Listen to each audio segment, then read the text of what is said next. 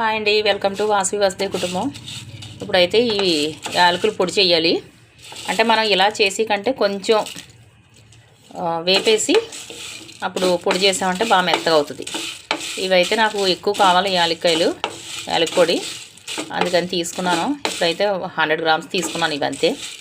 దీన్ని లైట్గా వేయించేసి అప్పుడు చల్లారిన తర్వాత పొడి చేసుకోవాలి. ఇది మంట చిన్న మంట పెట్టి వేయించుకోవాలండి, లేకపోతే పైన మాడిపోద్ది, లోపల వేగవెయ్యి. ఇదిగోండి బాగా వేగిపోయినాయి కదా. ఇప్పుడు స్టవ్ కట్టేస్తున్నాను.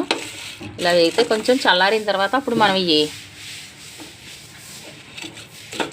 మిక్సీ పట్టేసుకోవచ్చును. స్టవ్ కట్టేసాను. ఇదిగోండి బాగా చల్లారిపోయినాయి. ఇదిగో గరగలాడుతున్నాయి కదా. ఇదిగోండి ఇప్పుడు దీన్ని మనం మిక్సీ పట్టేసుకోవచ్చు. ఇప్పుడు మిక్సీ పట్టేస్తే బాగా మెత్తగా అయిపోతుంది. ఇది మిక్సీలో వేసేస్తున్నానండి. ఇప్పుడు ఇది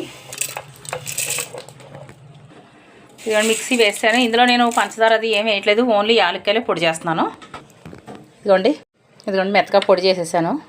చూసారు కదా, ఓన్లీ యాలక్కాయ పొడి, ఇందులో ఏమీ వేయలేదు. ఓకేనండి, ఇలా వేసుకుంటే మంచి సువాసన ఉంటుంది, బాగుంటుందండి ఇలా వేసుకుంటేనే. ఓకేనండి, థ్యాంక్ యూ ఫర్ వాచింగ్.